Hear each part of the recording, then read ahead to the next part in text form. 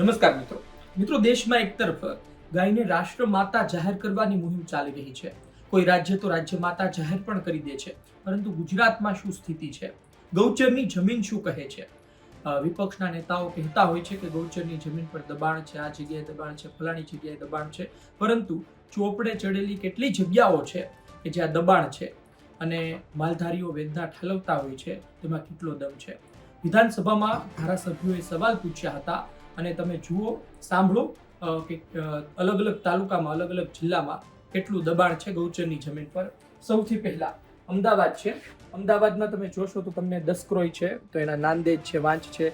ગૌચરની દબાણની સંખ્યા 2 છે. સમયગાળો 5 વર્ષ. તમે જોઈ શકો વાંચમાં 49 દબાણની સંખ્યા છે. હરિપુરા, ધંધુકામાં જાવ તો 1 છે. તમે જોઈ શકો છો 19 માસ છે, એક ગોરૈયાની છે. અલગ અલગ આપણે વધારે છે તેની વાત કરતા જઈશું. બાવળા છે તો ઢેઢાળ ગામ છે, ત્યાં તમે જુઓ ગૌચરની દબાણની સંખ્યા 92 છે અને 20 વર્ષથી છે. આ પ્રકારની પરિસ્થિતિ કેમ? આ જુઓ, તમે નીચે આવો અને તમે રૂપાવટીમાં જશો તો 17 છે ગૌચરની દબાણની સંખ્યા, અને એ પણ કેટલા વર્ષથી? 5 વર્ષથી. આ પ્રકારની પરિસ્થિતિ અમદાવાદના અલગ અલગ તાલુકામાં છે. તમે જુઓ, રાજકોટ જાઓ, રાજકોટમાં ભારતીય જનતા પાર્ટી મજબૂત છે, ત્યાં કેવી સ્થિતિ? ગૌરીદડ ગામનું નામ છે, ગૌચરની દબાણની સંખ્યા 2 છે 1 વર્ષથી. 5, 16 નવા ગામ છે, 3, 1, 384 ક્યાં છે? લોધિકાના પારડીમાં 384 ગૌચરની દબાણની સંખ્યા, અને એ પણ 13 વર્ષથી. બોલો, આ પ્રકારની પરિસ્થિતિ છે. આ 22 છે 1 વર્ષથી. આપણે અન્ય વિસ્તાર જોઈએ. રાજકોટનું તે અન્ય જામકંડોરણા છે, તો ત્યાં જામકંડોરણામાં 10 છે અને તે પણ 3 માસથી, અને બાકી એક છે 1 વર્ષથી, 2 વર્ષથી, અલગ અલગ ગામની સંખ્યા. બીજા વિસ્તારમાં જઈએ, ફટાફટ એક પછી એક જિલ્લા લઈ લઈએ આપણે, ઘણા છે એટલા માટે. ગાંધીનગર છે તો માણસામાં તમે જાઓ, માણેકપુરા છે, ઇન્દ્રપુરા છે, મુંદ્રા છે, અલગ અલગ. પરંતુ અહીં જશો નાદોલ, તો ત્યાં 76ની સંખ્યા છે ગૌચરની દબાણની, અને 8 માસથી છે. અહીં તો જો રાચરડા છે, ત્યાં 208 છે ગૌચરના દબાણની સંખ્યા, અને 25 વર્ષથી. ખૂબ મોટું કહેવાય રાચરડામાં. અહીં કોઈનું ધ્યાન નહીં જતું એ ધારાસભ્યોનું, સાંસદનું, મુખ્યમંત્રીનું, ખબર નથી પડતી આપણને. એની પછી 50 છે પલોડિયામાં, એ પણ 25 વર્ષથી. બાકી તમે જોશો 2 અને 1, 1, 1, 1 ને 20 વર્ષથી છે. આપણે આગળ વધીએ. વડોદરા, જે ભારતીય જનતા પાર્ટી માટે ગઢ કહેવાય, ત્યાં વડોદરા છે, પાદરા છે, પછી ડેસર છે, ત્યાં 1 છે. બાકી તમે જોશો તો વાઘોડિયા છે, ત્યાં 16 છે અને 7 વર્ષથી છે. પોરબંદરમાં એટલે કેટલી દબાણની સંખ્યા તમે જોઈ શકો છો. સૌથી વધુ તમે કહી શકો, એક તમે કેટલા ગામ છે, કેટલા ગામ ગણવા, પરંતુ આપણે સૌથી વધુ જોઈ લઈએ. કડછમાં છે 205 ને એ પણ 2.5 વર્ષથી. એથી નીચે આપણે આવીએ તો અલગ અલગ 252 છે મિયાણી ભાવપરામાં, એ પણ 2.5 વર્ષથી છે. નીચે આવી 144 છે દબાણની, ગૌચરની જગ્યા પર દબાણી અડવાણામાં છે 2.5 વર્ષથી. 205 જગ્યાઓ છે ગૌચરના દબાણની, ત્યાં છે કોલીખડામાં છે 4 વર્ષથી છે. 125 છે બળેજમાં 4 વર્ષથી દબાણની સંખ્યા. જો તમે જુઓ 53. અહીં તો તમે જુઓ 10-20 હોય તો આપણને સામાન્ય લાગે. પોરબંદરમાં ગૌચરની જમીન પર એટલું દબાણ છે, હજુ પૂરું નથી થતું. રાણાવાવમાં, એની કુતિયાણામાં, ઈશ્વરિયા, વડલા, ખૂનપુર, ગોકરણ અને અમીપુર, એમાં ખૂનપુર છે, એમાં 12 દબાણની સંખ્યા છે 3 વર્ષથી. આપણા અન્ય જિલ્લામાં અમરેલીમાં તમે જાઓ, ખાંભા, ચક્રાવા, સાળવા છે, ભાવરડી છે, પરંતુ શેડુભાર છે, ત્યાં 60 ગૌચરની જમીન પર દબાણ છે ને 1 વર્ષથી છે. આપણે વધારે છે તેના પર નજર કરતા જઈએ. બાકી કોવાયા છે, ત્યાં 34 છે, એ પણ 14 વર્ષથી. રામપર છે, ત્યાં 35 છે, એ પણ 35 વર્ષથી. એ કોઈ બોલતું નહીં હોય, આપણને સવાલ એ થાય ને કોના આશીર્વાદ હશે. ભાવનગરમાં તમે જાઓ તો વાવડી છે, અલંગ છે, અલંગમાં 36 છે ગૌચરની જમીન પર દબાણ, અને એ પણ 10 વર્ષથી. વાહ. મથાવડા છે, એમાં 25 છે, 25 વર્ષથી.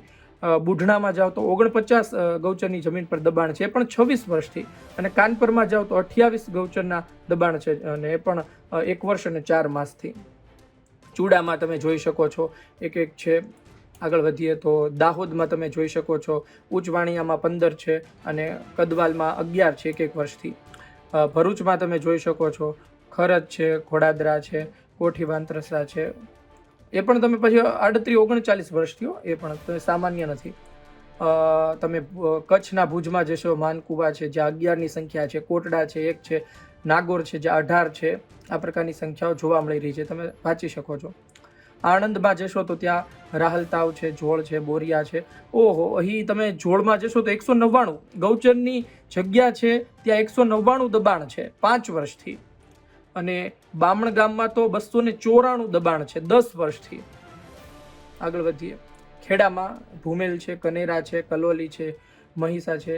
મહીસામાં 52 દબાણ છે, ભૂમેલમાં 54 દબાણ છે, પણ 30 વર્ષથી.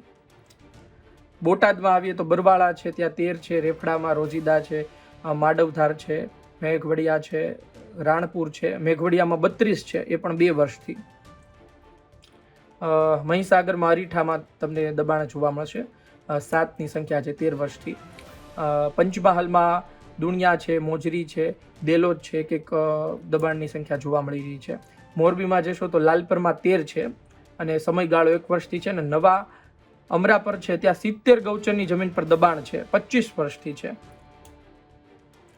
નવસારી, જલાલપોર, ગણદેવી, ચીખલી આ તમામના તમે જોઈ શકો આંકડા 1 2 તમને જોવા મળી રહ્યા છે, પણ 40-50 વર્ષથી એ પણ મોટું કહી શકાય. વલસાડ છે, પારડી છે, ઉમરગામ છે, ધરમપુર છે, કપરાડા છે, નાના પોઢા છે, એના તમામ વિસ્તાર તમે જોઈ શકો છો અલગ અલગ. અહીં 16 સુંબા છે, ત્યાં 18 છે ગૌચર પર દબાણ અને સમયગાળો 38 વર્ષથી છે. આ વલસાડની સ્થિતિ છે. નર્મદાની સ્થિતિ તમે જોઈ શકો છો કે 39 દબાણ છે, 41 દબાણ છે. આ 20 વર્ષથી છે, આ 5 વર્ષથી છે. ડેડિયાપાડા એટલે ચૈત્ર વસાવાનો ગઢ છે, તે વિસ્તારમાં 39 દબાણ છે અને સાગબારામાં 41, એ પણ 5 વર્ષથી.